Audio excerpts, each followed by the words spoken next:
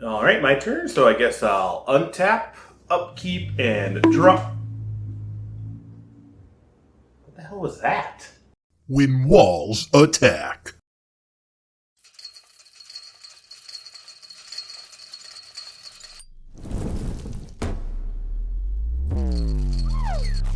Hello friendos, this is Chain. Welcoming back to Chain of Commander. Time for the month of September's Patron's Choice Deck Tech of the Month. And for this month, my patrons voted on the nominee from Chris, Arcades the Strategist. So for this one, I decided to do something I don't really do all too often, and that is go super budget, trying to build a whole commander deck for under $50 US.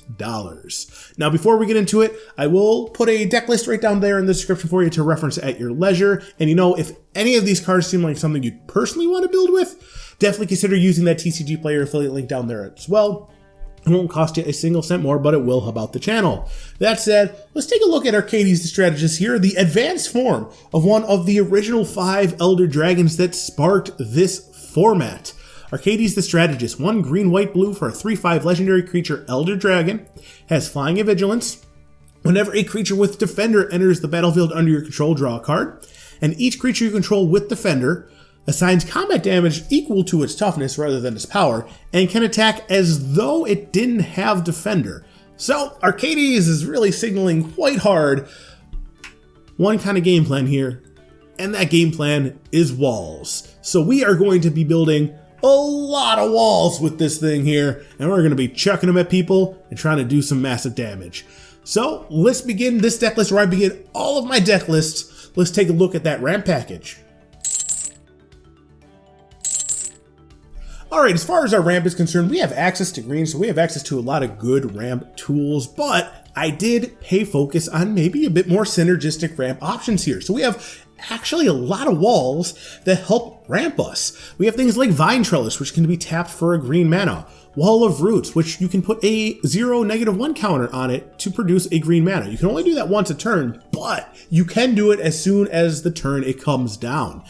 Cerulei Caretaker. You can tap Cerulei Caretaker and another untapped creature you control to produce 1 mana of any color. Sylvan Caryatid can just naturally produce 1 mana of any color. Axebane Guardian. This produces X mana in any combination equal to the amount of defenders you control. And Overgrown Battlement does the similar thing, but only produces green mana. But we will potentially have so many defenders out in very early parts of the game where these folks they can just be producing a whole bunch of mana in one shot. Sunscape Familiar. This is an older card that's a white wall that produces a generic 1 mana discount on all of our blue and green spells. So fits right in the colors, discounts pretty much most of the cards in our deck. Definitely worth the slot. And then we have just some more traditional ramp spells here. We got a 2 mana ramp spell in Rampant Growth, which can just get us a basic out of our deck. Cultivate and Kodama's Reach, the 3 mana ones that can get a basic from our deck and put it on the battlefield, and also get a separate one for our hand. Then we have some 4 mana ramp spells in Circuitous Route, which can get us 2 basics or 2 Guild Gates, or a combination of the 2. Migration Path, which can get us 2 basics or can be cycled if it's later in the game and we don't really need the lands. And then we have Terramorph. This is a newer card here. It gets us 1 basic at a time, but it does have Rebound. And then lastly, as far as our mana rocks are concerned, the only mana rock we have in this deck is Commander's Sphere. It can produce 1 mana of any color of our commander, and in the late game we can also sack it to draw a card. So, surprisingly large amount of ways to get mana out of our walls here, but how do we make sure that we consistently have cards in our hand to be using that mana on? Well, let's take a look. Alright, as far as our card advantage is concerned, Arcades is going to be our primary engine for this deck. We're going to want to keep them out on the field as often as possible to make sure we're drawing cards as we're playing our walls. But we do have a couple backup methods to get some card draw or card advantage on, just in case there's moments where he is not out there. We have things like Mnemonic Wall. This is a wall that when it enters the battlefield can get us an instant or sorcery back from our graveyard to our hand. Wall of Omens and Wall of Blossoms. 2 mana cost walls that just draw us a card once they enter the battlefield. Then we have a couple that can take advantage of the fact that maybe later in the game we have too many walls. if that's a possibility. We have Portcullis Vine and Wall of Mulch. Both of these allow us to sack creatures with Defender in order to draw more cards. So a fair amount of ways just to make sure we keep our hand mostly full. But like I said, that commander, he's going to be doing the lion's share of the work. But we'll keep our hand full. We'll have plenty of spells to cast. We're going to want to make sure that we have spells to kind of handle our opponents as well. So what do we have in terms of the removal? All right, as far as removal is concerned, we have so many walls that combat-related creatures aren't going to be a threat to us. So we don't have as big and robust as a removal package as some other decks I might be making, but we do have things like Reality Shift and Suspend. These are both very mana efficient, single blue costed spells that can exile any creature. Reality Shift will give that creature's owner a 3/3 manifest token off the top of their deck, and Suspend, that just will make the creature have Suspend for a bit, just kind of put it in a little bit of a timeout. So great ways to handle bigger threats for at least the time being. But the real bread and butter removal of this deck are the board clears, because we take advantage of the fact that we are playing borderline 0 power across our board, and we take some what normally are symmetrical board clears and make them incredibly one-sided. We have things like Dusk to Dawn. This is a split card from Amonkhet. The Dusk Half will destroy all larger creatures on the battlefield, leaving our walls pretty much unscathed. And the Dawn side is a great way to recurse our creatures. If somebody else manages to cast a more conclusive board clear and all of our walls die, we can bring them all back from the graveyard to our hand with Dawn. Fell the Mighty. This is one where you would target a creature you control and then destroy all other creatures with power greater than that creature. Now, our walls have 0 power, and we might occasionally have a creature maybe with 1 power. We can target that, just keep our walls nice and safe, and destroy all of our opponent's creatures that have 2, 3, 4 power. So this would become a very lopsided board clear where our board kind of remains safe, and our opponent's board just hopefully get very devastated. And lastly, as far as our board clears go, we have Slaughter the Strong. This, kind of similar to Fell the Mighty, takes advantage of the fact that we have a lot of 0 power creatures, and 0 plus 0 equals 0. So you can add as many zeros that you want to Slaughter the Strong, which will save a total power of 4 for each player. So you add up to 4 power of creatures, and then the rest get destroyed.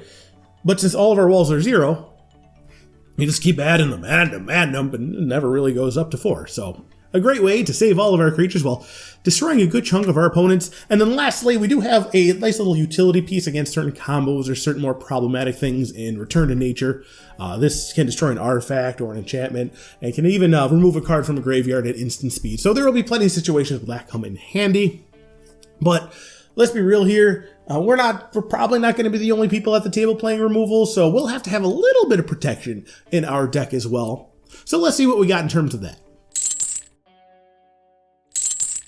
Alright, as far as our protection is concerned, we have the synergistic piece in Jeskai Barricade. This is a wall with flash that when it enters the battlefield, we can return another creature we control back to our hand. So if one of our creatures is being targeted with removal and we'd rather it stick around, we can use Jeskai Barricade to protect it.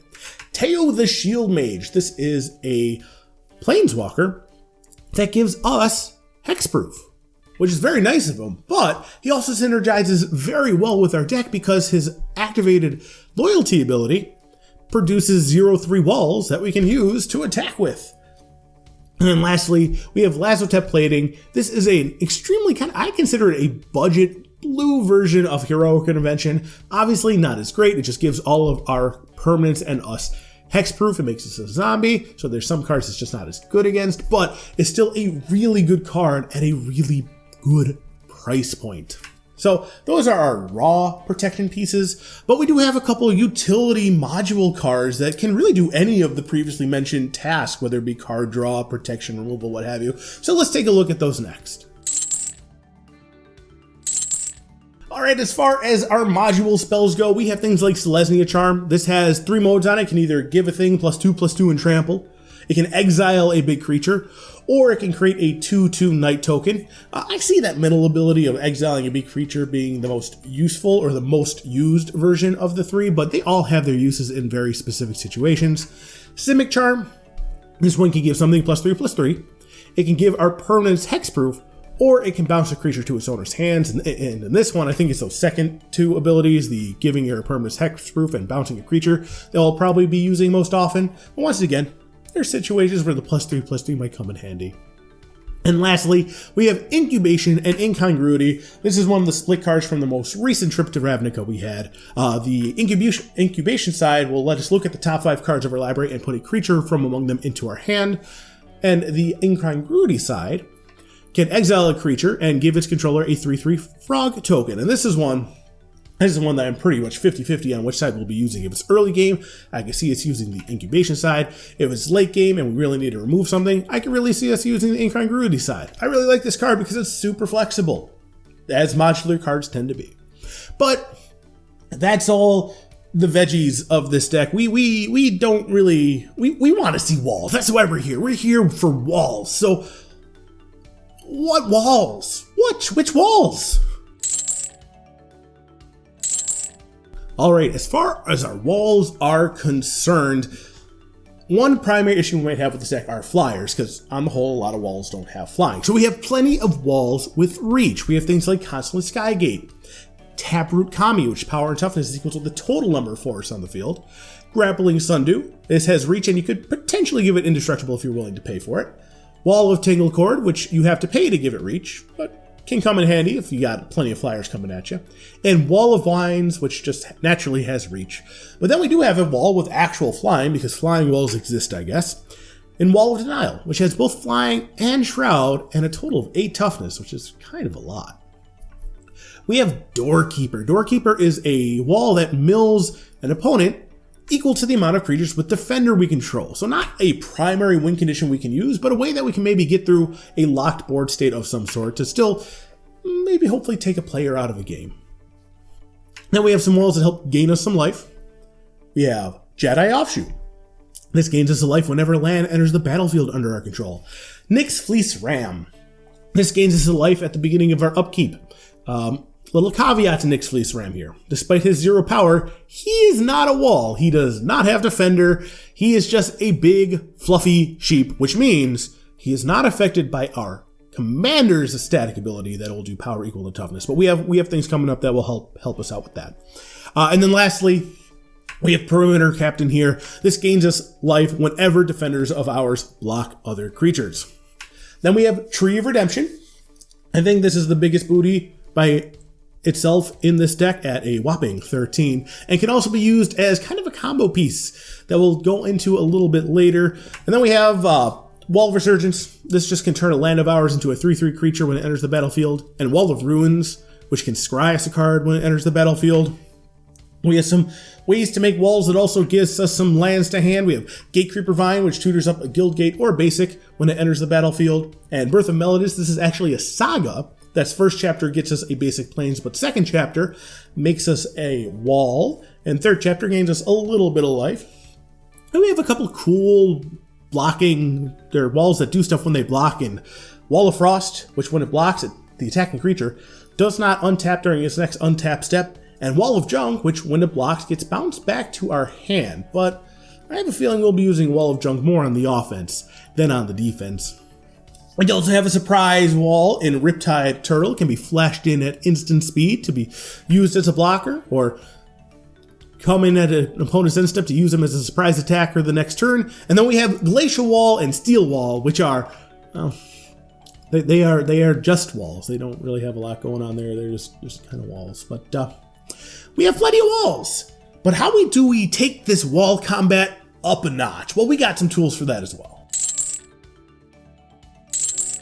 Alright, when it comes to wall combat, the most important piece in this deck is our commander's ability to allow defenders to do damage equal to their toughness.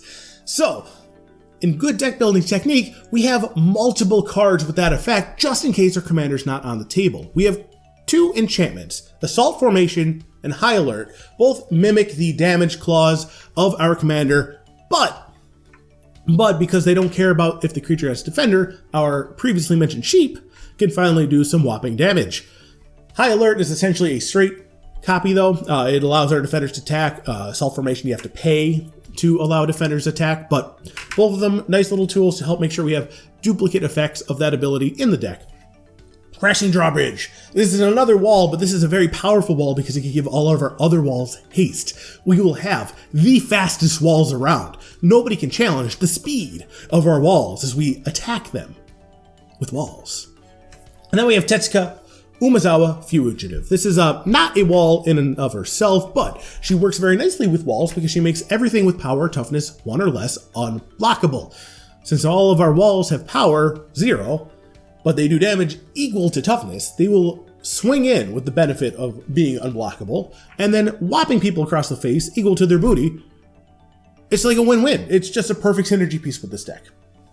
But beyond the duplicate effects of our commander, beyond the ability to swing in quick and unblockably, I think one of the key words that we need in this deck to really go off is vigilance. So we have some tools in here to give all of our creatures vigilance. We have Brave the Sands, Sarah's Blessing, and Ajani the Great-Hearted, which is a planeswalker that has the static ability to give all of our creatures vigilance. It has the activated ability to gain some life when you put some plus counters on it, or add some loyalty counters on it, and its minus ability puts a 1/1 counter on each creature we control and a loyalty counter on each other planeswalker. However, be careful with that minus ability. It seems very powerful, but it is a non-bow with so many of the cards in our deck that care about having minimal power. Things like Tetsuko, things like our board clears. They want us to have as little power on the board as possible, so just be careful when activating that minus ability. There will be situations where it'll come in handy. There will be situations where it can bite you in the bum, so just be careful with that one. But beyond that, we have some combat tricks, and these combat tricks, these are cards that would have been considered garbage cards in even their draft format, but in our deck, they find such a nice, cozy home by the fireplace here. We have Bar the Door, which gives all of our creatures +0/+4. Borrowed Grace, which can give a creature +2/+0, or give a creature +0/+2, or both. Sacred Rites, which you can discard X cards from your hand to give your creatures +0/+X. And Tower Defense, which gives all of our creatures +0/+5. So those are our walls. But you can't build walls unless you have a solid foundation. I have seen poor foundations cause walls just fall down. We don't want our walls falling down. So we need to have a good mana base to make sure that we're playing this deck. So let's get through that. Alright, as far as our mana base is concerned, we have all 3 appropriate guild gates for this deck, and Azorius, Selesnya, and Simic guild gate. These are great lands to target with the Gatekeeper Vine or the Circuitous Route to get them out of our deck to help fix the deck. We have all 3 temples from Theros, the Temple of Enlightenment, Mystery, and Plenty. All 3 of these enter the battlefield tapped, but they scry when they enter the battlefield. Then we have a couple of fetch lands here. Not true fetches, obviously. We're trying to be budget, but we got Bant's Panorama and Evolving Wilds, easy ways to get any individual basic we might need from our deck onto the battlefield. And then we have 2 lands that produce any color in Command Tower and Seaside Citadel. And then the rest of it's just basics and a nice even split too. We have 9 plains, 9 islands, and 9 forests. And that is a 100 card list for under $50 for Arcades the Strategist. But how do we go about playing this deck? Alright, this deck is really kind of an easy 3-step process. 1. Play a bunch of walls. Our commander also draws cards when we play walls, so we should be able to play a wall, draw a card, play a wall, draw a card. Very quickly develop a board state of several walls on the field. Step 2. Make them unblockable. Use something like Tetsuko to make them unable to be blocked. Also give them vigilance. Allow them to comfortably able to swing in every turn. Step 3, use those surprise combat tricks, those toughness pumpers to just surprise your opponent with very large amount of damages. Take a look at that previously mentioned Tower Defense, gives all our creatures +0/+5. You can swing in with 2 0/4 walls at an opponent, it'd just be 8 damage. But for Tower Defense, you're giving them +0/+5. That's over just the 2 creatures, that is 10 extra damage. That is kind of crazy. So you can very easily, if you have a bunch of unblockable walls, just swing a little bit at each opponent, cast Tower Defense, and potentially knock a bunch of people out of the game all at once. But when it comes to knocking people out of the game, I don't think there is a spicier combo in this deck than Tree of Redemption. You can swing in with Tree of Redemption, and assuming he needs to have Vigilance for this, he does. So you need to have your Johnny or your Brave the Sands out there. You swing in with your Tree of Redemption, a 0/13, and assuming that you personally have more life than your opponent, you can activate it after attacking, swapping your life total. So suddenly, Tree of Redemption is now a 0/40, and just whop your opponent out with a 40-point hit all at once. So that's that. That is a really fun, really kind of cool, especially on a budget, EDH deck for Arcades the Strategist. Thank you very much, my patrons, for choosing to do this particular deck for this deck tech. It was a lot of fun. You should be seeing their names in front of my face at this moment. If you also would like your face in front of, or your name in front of my face at this moment of my future videos, definitely head over to patreon.com/chainofcommander and sign up there. If you want to see more of my deck techs, I'll have a playlist here to watch them. You just click on that and just go through them all. And if you haven't subscribed yet, definitely consider hitting that, poking that penguin up there to subscribe. I'd love to have you folks hang out with us going forward. Beyond that, thank you all very much for joining me today, and I'll see you guys again in the future.